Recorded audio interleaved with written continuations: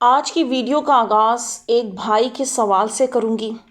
وہ سوال چونکہ آپ لوگوں کی زندگیوں اور امتحانوں سے بھی ریلیٹ کرتا ہے تو سوچا اس کے اوپر کیوں نہ مکمل ویڈیو بنا لی جائے۔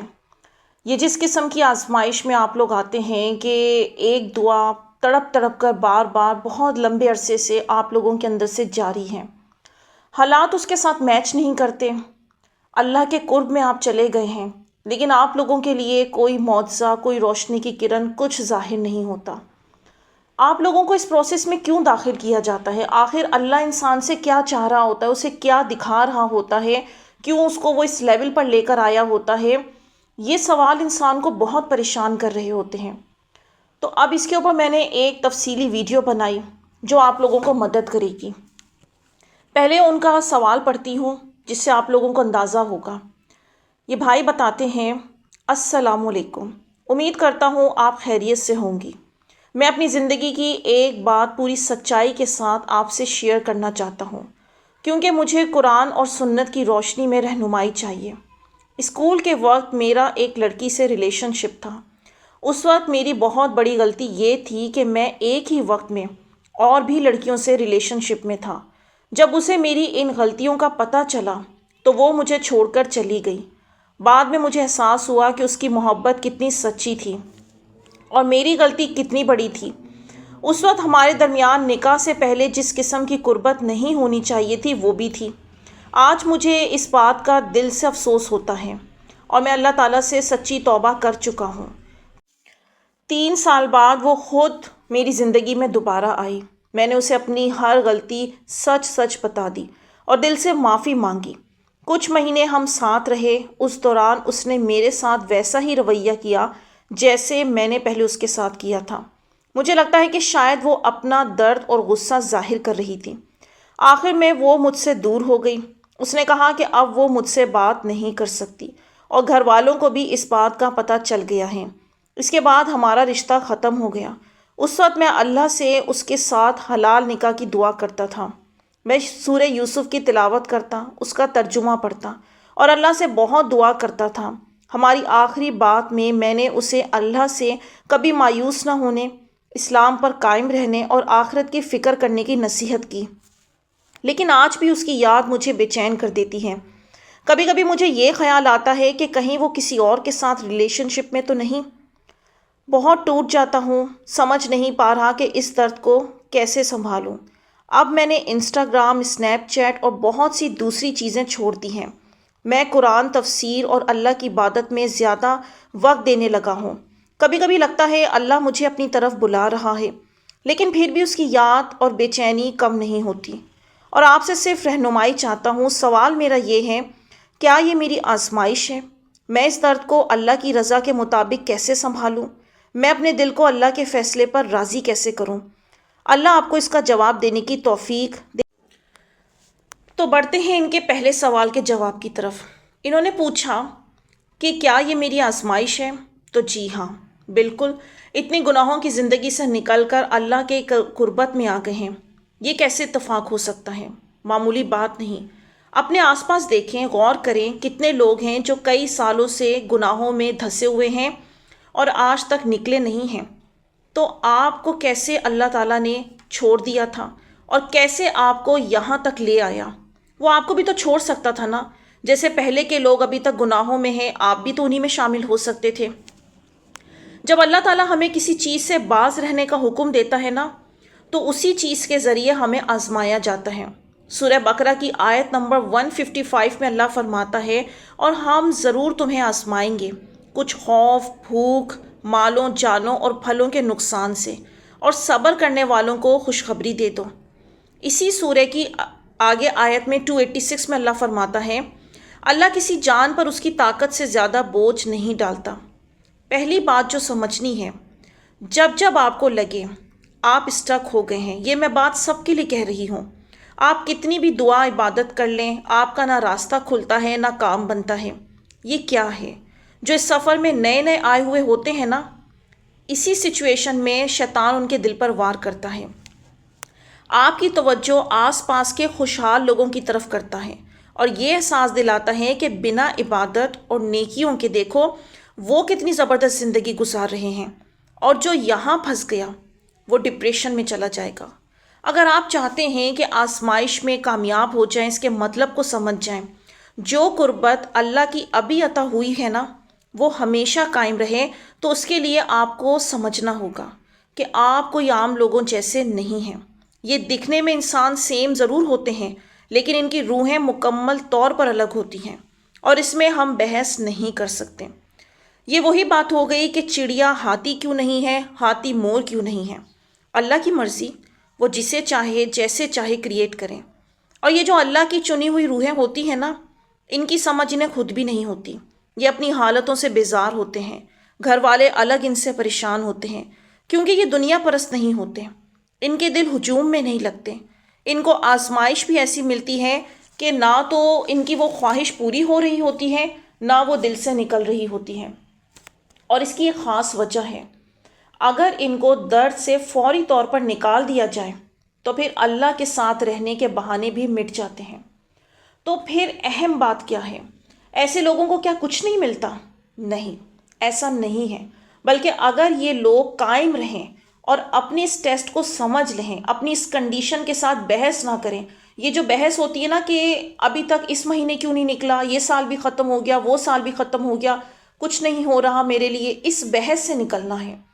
آپ نے صرف یہ غور کرنا ہے، آپ کو اس نے گناہوں میں نہیں دھسا ہوا، اس نے کہاں سے نکال کر کہاں پہنچا دیا۔ آپ کا دھیان کہاں جاتا ہے کہ دیکھو میں نے تو اللہ کو اتنا راضی کیا، میں نے خود کو تبدیل کر لیا، میرے لیے کچھ نہیں ہو رہا۔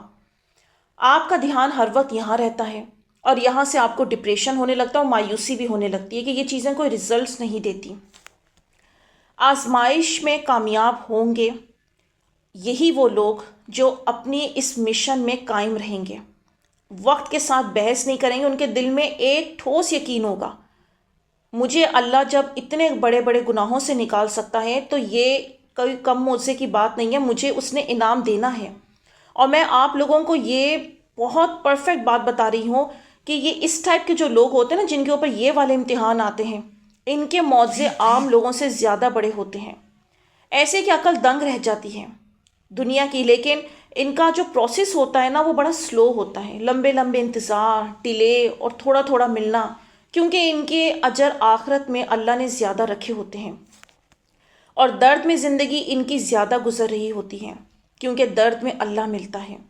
تو یہاں تک تو آپ کو بات سمجھ آ گئی ہوگی کہ آپ اس آزمائش میں کیوں ہیں، یہ کیا آپ کی آزمائش ہے کہ نہیں ہے، اس درد میں کیوں ہیں، یہ اس کا جواب آپ کو یہاں تک تو مل گیا ہوگا، اور جو لوگ اس میں مبتلا ہیں ان کو بھی مل گیا ہوگا۔ اگلا سوال، آپ سب نے بھی یہ سمجھنا ہے کہ جب اپنی سچویشن آپ لوگوں کو سمجھ نہ آئے، نکلا نہ جائے، اپنا آپ اللہ کے حوالے کرنے کی سمجھ نہ آئے، تو وہاں آپ نے کچھ نہیں، پہلی چیز یہ سمجھنی ہے آپ اس سب پروسیس میں کیوں ڈالے گئے ہیں، جو زندگی پہلے تھی وہ اب کیوں نہیں ہے۔ یہ سوال کا پتہ لگا لیا تو آپ کو سمجھ آ جائے گا کہ اللہ کے حوالے خود کو بالکل ایسے سپرد کرنا ہے جیسے اندھے کنویں میں یوسف علیہ السلام نے خود کو کیا تھا۔ یاد ہے نا کتنی بے بسی والی سچویشن تھی، اور اللہ نے ان کے ساتھ ایسا کوئی پہلی دفعہ نہیں کیا، بلکہ اس سورہ میں ہمیں پتہ چلتا ہے کہ کئی بار اللہ نے ان کے ساتھ یہ عمل ریپیٹ کیا، کنویں سے مصر کے بازار تک، اس بازار سے محل کی غلامی تک، اور محل کی غلامی سے قید خانے تک۔ انہوں نے ہر دفعہ خود کو پازیٹیو رکھا، برا ہو رہا تھا ان کے ساتھ مسلسل، لیکن وہ اس طرح سے پازیٹیو تھے کہ جو اللہ کر رہا ہے ٹھیک کر رہا ہے، حکمت ہے کوئی، اس سے زیادہ مجھے کوئی پیار کر نہیں سکتا۔ یہ سب سننے میں بہت آسان لگتا ہے، اچھا لگتا ہے، لیکن جب آپ کو اس میدان میں اتارا جاتا ہے نا اور عمل کرنے کا کہا جاتا ہے کہ تم بھی ایسی پازیٹیو بن کر دکھاؤ، تو اچھے اچھے لوگ اس میں رہ جاتے ہیں۔ کچھ وقت موٹیویٹ ہوتے ہیں ایسی باتوں سے، لیکن پھر کچھ وقت گزرنے کے بعد شیطان کی طرف دھیان جاتا ہے اور وہی حالت دوبارہ سٹارٹ ہو جاتی ہے۔ جب حالات نہیں بدل رہے ہوتے، سالوں سے سب ٹھہرا رہتا ہے، بد سے بدتر ہوتا چلا جاتا ہے، تو اچھے اچھے ہمت ہار جاتے ہیں۔ جیسا کہ اکثر لوگ مجھ سے سوال بہت کرتے ہیں کہ آپ کو روحانیت کیسے ملی، یہ علم کیسے ملا، تو میں اس کا بس کیا ہی جواب دوں، ان کو کیا سمجھاؤں۔ اس کا کوئی وظیفہ نہیں ہے، کوئی فارمولہ نہیں ہے۔ لمبی لمبی آزمائشوں میں اللہ کی مدد کا انتظار کرنا، صبر کرنا، خود کو پازیٹیو رکھنا اور پریکٹیکل کرتے رہنا، بھلے انعام مل رہا ہے کہ نہیں مل رہا، لیکن پریکٹیکل کرتے رہنا، پھر وہ اپنے کرشمات دکھاتا ہے۔ جو اللہ ہمیں کسی چیز سے رک جانے کا حکم دیتا ہے نا، تو ہمارے نفس سے ہمیں بیسیکلی آزمایا جا رہا ہوتا ہے۔ یعنی وہی چیز ہمیں بآسانی مہیا کر کے کئی دفعہ ہمیں ہمارے نفس کے ہاتھوں آزمایا جاتا ہے، جیسے کہ وہ لڑکی آپ کی زندگی میں دوبارہ آسانی سے ریٹرن ہوئی۔ یعنی وہ شے بالکل ہماری آنکھوں کے سامنے ہوتی ہے، لیکن ہم خود کو صرف اللہ کے حکم سے اس سے روکے رکھتے ہیں۔ لیکن پھر ہمارا نفس جو ہر اس چیز کی خواہش کرتا ہے، بلکہ خواہشات کو بڑھاتا ہے، ہمیں یہ ترغیب دیتا ہے کہ اگر ہم اپنے نفس پر قابو نہ کر پائے تو ہم اللہ کے حکم کو توڑ دیں گے اور نقصان اٹھائیں گے، اور پھر شیطان ہمیں چالاکی اور مکاری سے اپنے دھوکے میں لا کر ہمارے ذہنوں میں مختلف ترکیبیں پھونکتا ہے کہ ایسا کرو گے، ویسا کرو گے تو اللہ کے حکم کی نافرمانی نہیں ہوگی۔ لیکن وہ جتنی بھی ترکیبیں ہمیں سکھاتا ہے، وہ اللہ کے حکم کو توڑنے کی مختلف چالیں ہوتی ہیں۔ اگر ہم ان چالوں میں پھنس جائیں تو ہم نافرمانی کے مقام تک پہنچ جاتے ہیں، اور پھر ہمیں دوسرے لوگوں سے بھی آزمایا جاتا ہے کہ وہ بھی تو ایسا کر رہے ہیں، وہ تو صحیح ہیں، میرے کرنے سے کیا ہو جائے گا؟ اور یہی چیز انسان کو اندھیرے کنویں میں لے جاتی ہے، جہاں صرف انسان کے لیے خسارہ ہی خسارہ ہے۔ آخری سوال ان کا، اپنے دل کو اللہ کے فیصلے پر راضی کیسے کریں؟ اس کا جواب دوں گی سورہ انفال کی آیت نمبر 2 سے۔ اللہ فرماتا ہے اور وہ اپنے ہی رب پر بھروسہ کرتے ہیں۔ پھر سورہ ابراہیم کی آیت نمبر 11 میں اللہ فرماتا ہے اور مومنوں کو چاہیے کہ وہ اللہ ہی پر بھروسہ کریں۔ اور ایک حدیث بھی شیئر کروں گی، اگر تم اللہ پر ویسا ہی بھروسہ کرو جیسا کرنا چاہیے تو وہ تمہیں اسی طرح رزق دے گا جیسے پرندوں کو دیتا ہے۔ وہ صبح خالی پیٹ نکلتے ہیں، شام کو پیٹ بھر کر واپس آتے ہیں۔ ترمذی کی ایک اور حدیث ہے، نبی پاک صلی اللہ علیہ وسلم نے فرمایا، ایک شخص نے پوچھا کیا میں اپنی اونٹنی کو کھلا چھوڑ کر اللہ پر بھروسہ کروں؟ نبی صلی اللہ علیہ وسلم نے فرمایا، پہلے اسے باندھو پھر اللہ پر بھروسہ کرو۔ ان آیتوں اور حدیثوں سے کوئی بھی آسانی سے سمجھ سکتا ہے کہ دل اللہ کے فیصلے پر کیسے راضی کیا جاتا ہے۔ یعنی آپ نے ایک پہلے عمل کیا، اللہ کی طرف رجوع کیا، توبہ کی، دعا کی، اب آپ نے اس کے بعد سارے معاملات کو کیسے ہونا ہے، کس طرح ہونا ہے، اپنی عقل سے فارغ ہو جانا ہے۔ اب آپ نے اس کے ریزلٹس اللہ پر چھوڑ دینے ہیں۔ اسے ہی توکل کہتے ہیں کہ آپ نے اسباب اختیار کیا، اب اس کے بعد جو بھی حالات پیش آئیں گے، خواہ وہ آپ کی مرضی کے ہیں یا نہیں، ان کو آپ نے ماننا ہے۔ اصل معنوں میں یہی توکل ہے۔ یعنی ایک انسان اتنی محنت کر رہا ہے لیکن اس کا کام نہیں بن رہا، تو کوئی بڑی وجہ ہوگی نا۔ بھلا اللہ کو کیا ملے گا آپ کو کچھ نہ دے کر، آپ کو تکلیف دے کر، نعوذ باللہ۔ مزید آپ کو وہ مقام پر کسی بڑے لیول پر لے جانا چاہتا ہے۔ ہو سکتا ہے آپ چھوٹا انعام تصور کر کے بیٹھے ہوں، وہ بڑے کی تیاری کروا رہا ہو۔ یعنی وجہ کچھ بھی ہو سکتی ہے، یہ میں آپ کو صرف مثالیں دے رہی ہوں۔ فی الحال میں آپ نہیں سمجھ سکتے، لیکن اللہ اگر آپ کو لے کر چل رہا ہے تو ان حالات کو ایکسیپٹ کرنا بھی توکل ہے۔ ایک اللہ والے فرماتے ہیں، جس شخص کا خدا خود نگہبان ہو اس کا تحفظ مرغ و ماہی بھی کرتے ہیں۔ یعنی جب بندہ سچ میں اللہ کو اپنا ولی اور مددگار مان لیتا ہے تو اس کا دل لوگوں اور حالات کے بجائے اللہ پر بھروسہ کرنا سیکھ جاتا ہے۔ اس لیے ہمت نہ کھوئیں، خدا نے آپ کا مقدر بہت پیارا بنایا ہے، کیونکہ آپ کی کہانی میں اللہ آپ کا ساتھی ہے۔ تو اس سے زیادہ خوبصورت نشانی اور کیا ہو سکتی ہے؟ آپ کو اگر تنہا رکھا گیا ہے تو پھر تنہا ہی ہمت کرنی ہوگی۔ جب تک آپ خود ہمت نہیں کریں گے تب تک آپ کسی بھی بیماری، کسی بھی دکھ کا مقابلہ نہیں کر سکیں گے۔ لاکھ لوگ آپ کو موٹیویشن دیں، جب تک آپ اندر سے خود کو حوصلہ نہیں دیں گے، کوئی بیماری، کوئی دکھ نہیں آپ کو گرا سکتا۔ اللہ کا سہارا کافی ہوتا ہے۔ خود کو لوگوں کے آسرے پر مت رکھیں۔ خود کہیں اللہ میرے ساتھ ہے نا، میں ٹھیک ہوں۔ کہیں اللہ سے آپ اس حال میں رکھ کر میں راضی، شکر الحمدللہ میں آپ سے راضی ہوں۔ یاد دلائے انسان خود کو اٹھا سکتا ہے اگر وہ اللہ کو ساتھی بنا لے۔ اتنی طاقت رکھی ہے خدا نے اس میں۔ یہ نہیں کہ وہ چھوڑ گیا تو میں مر جاؤں گا، یہ وہ فلاں فلاں، اتنا معمولی کیسے بنا لیتے ہیں خود کو۔ اپنے اندر ہمت بیدار کریں آزمائشوں سے لڑنے کی۔ ایسے حوصلے ہارنے سے زندگی سے لڑا نہیں جاتا۔ زندگی بزدلوں پر بھاری بن جاتی ہے اور اللہ کے ہوتے ہوئے کسی اور کی ضرورت محسوس نہیں ہوتی۔ کبھی کسی کے لیے یہ زندگی نہیں رکی ہے، نہ رکے گی۔ اس لیے اپنے اصل مقصد حیات کو پہچانیں۔ کھوئی ہوئی منزلیں پھر خود ہی آپ کا پیچھا کر لیں گی۔ دنیا میں انسان کی جنگ اس کی روح اور نفس کے درمیان ہے، اور یہ جنگ قیامت تک جاری رہے گی۔ جب تک انسان اس دنیا میں آخری سانس تک زندہ ہے، وہ اس جنگ کا سامنا کرتا رہے گا، کیونکہ روح جب سے اپنے حقیقی محبوب سے جدا ہو کر اس دنیا میں آئی ہے، تب سے اپنے حقیقی محبوب کی جدائی میں تڑپ رہی ہے۔ اور یہ وہی لوگ ہیں تڑپنے والے جن کی میں کیٹیگری بیان کر رہی ہوں۔ انسان کو ہمیشہ اپنے حقیقی محبوب سے ملنے کے لیے اس کی طرف وہ کھینچتی ہے، چیخ چیخ کر انسان کو بتاتی ہے کہ یہ دنیا تو تمہارا گھر ہے ہی نہیں۔ اس دنیا میں وہ ہمیشہ اداس رہتی ہے۔ یہی وہ وجہ ہے جو وہ آزمائشوں میں گھری رہتی ہے، تاکہ درد میں اللہ سے جڑی رہے۔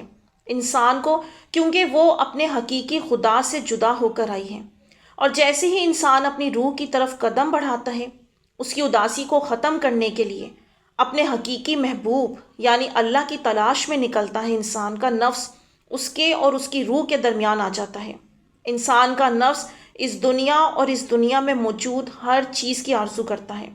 یہ جو آپ اللہ کے ساتھ کنیکٹ ہو گئے، وہ نفس، وہ لڑکی ایک ذریعہ ہے جو آپ کے اللہ سے کنیکشن کو مضبوط بھی کر سکتی ہے اور کمزور بھی کر سکتی ہے۔ مضبوط اس طرح سے کر سکتی ہے کہ اگر آپ یہ طے کر لیں کہ وہ شے مجھے بھلے حاصل ہو یا نہ ہو، میں نے اپنے رب سے مایوس نہیں ہونا، بدگمان نہیں ہونا، پھر تو ٹھیک ہے۔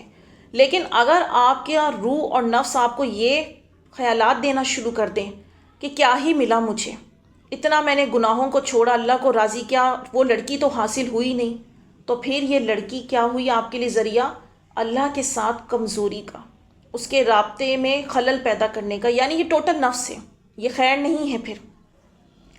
اور پھر انسان کو اکساتا ہے اس کا نفس اس دنیا کی محبت کے لیے، تاکہ انسان کا دل اس دنیا میں موجود ہر چیز کی خواہش سے بھر جائے، اور پھر انسان اپنی روح کو چھوڑ کر اس دنیا ہی کو چاہنے لگے، اسے یہ دنیا ہی اپنی اصل منزل نظر آئے، اور وہ اپنے حقیقی محبوب سے بہت دور ہو جائے۔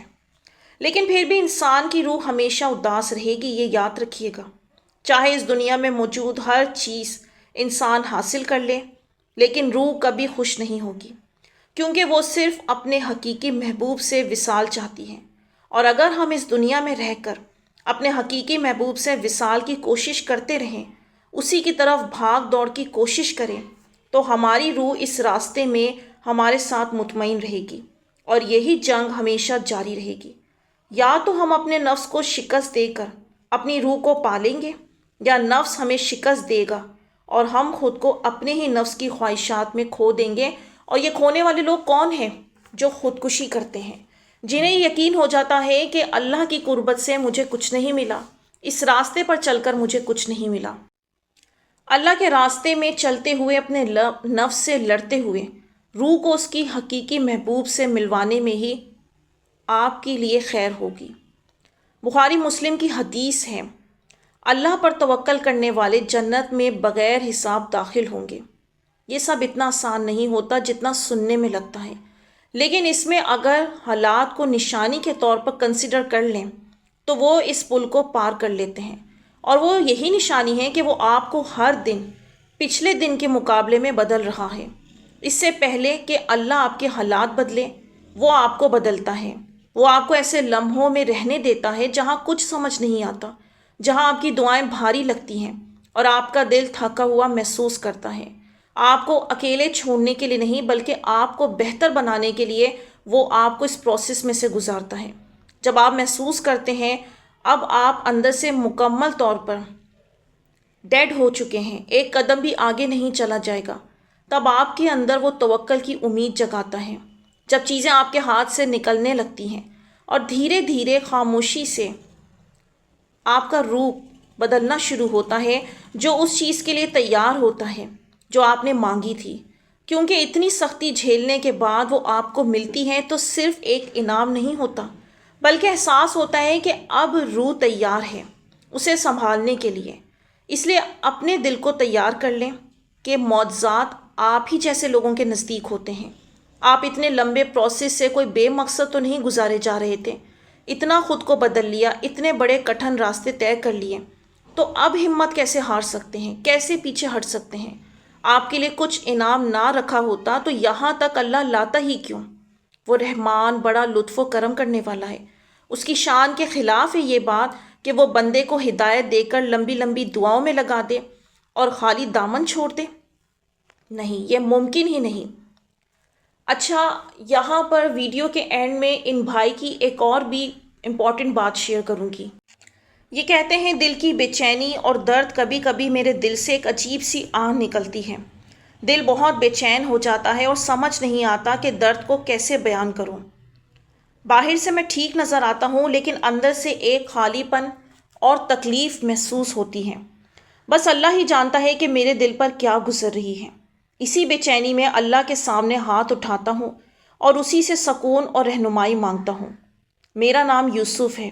سورہ یوسف اور اللہ کے قدرت دیکھ کر حیران رہ جاتا ہوں اور شکر سے بھی دل بھر جاتا ہے۔ سورہ یوسف قرآن کے 12ویں پارے میں ہے اور میری تاریخ پیدائش بھی 12 ہے۔ میرے لیے یہ بہت خوبصورت اتفاق ہے جو مجھے بار بار اللہ کی قدرت اور حکمت یاد دلاتا ہے۔ میں اسے کسی خاص اشارے کا دعویٰ تو نہیں کرتا، لیکن دل سے دعا کرتا ہوں کہ اللہ مجھے حضرت یوسف علیہ السلام کا صبر، تقوی، حیا، معافی اور توکل کا کچھ حصہ عطا فرمائے اور مجھے قرآن کے نور پر چلنے کی توفیق دے۔ الحمدللہ۔ اب سننے والے اندازہ لگا سکتے ہیں کہ یہ کوئی اتفاق کی بات نہیں ہے۔ اسی لیے میں نے سورہ یوسف میں یوسف علیہ السلام کے اندھے کنویں کی مثال دی کہ ان کے ساتھ بھی تو یہی ہوا تھا نا، کہ اللہ نے ان کو کیسی سچویشن میں ڈالا تھا اور ان کا بلیو، یہ جو انہوں نے سوال کیا تھا میں خود کو اللہ کے حوالے کیسے کروں، جیسے یوسف علیہ السلام نے کیا، کوئی ضد بحث نہیں، کچھ نہیں، کہ جو اللہ کر رہا ہے ٹھیک ہے، آپ بھی یہ مان لیں۔ اگر وہ آپ سے عبادت کروا رہا ہے تو عبادت کریں، آپ سے دعا کروا رہا ہے تو دعا کریں، کوئی شے نہیں عطا کر رہا تو اس پر بھی راضی رہیں، اسے ہی اللہ کا حوالہ کرنا کہتے ہیں۔ اور آخر میں بھلے شاہ کے 2 اشعار سے اس ویڈیو کا اینڈ کروں گی۔ بھلے شاہ فرماتے ہیں، تیرے عشق نچایا کر کے تھیا تھیا، یعنی سچا عشق انسان کے اندر ایسی کیفیت پیدا کرتا ہے کہ وہ اپنی انا اور دنیاوی غرور بھول جاتا ہے۔ ایک اور جگہ فرماتے ہیں، ربا میرے حال دا محرم تو، یعنی اللہ انسان کے دل حال کو سب سے بہتر جانتا ہے، بندے کے دل کی کیفیت اس سے پوشیدہ نہیں ہے۔ اگر یہ بات سمجھ آ جائے نا کہ ہمارے دل کی حالت اللہ سے پوشیدہ نہیں ہے، تو پھر آپ کو کسی کی ضرورت نہیں پڑے گی کہ کوئی آپ کو سنے، سمجھے یا آپ کے لیے کچھ کرے، کیونکہ آپ کو پتہ ہوگا جب آپ کا اصل مالک آپ کی حالت سے واقف ہے تو اس مالک نے ہی آپ کی فکر کرنی ہے آپ کے حالات کو بدلنے کی۔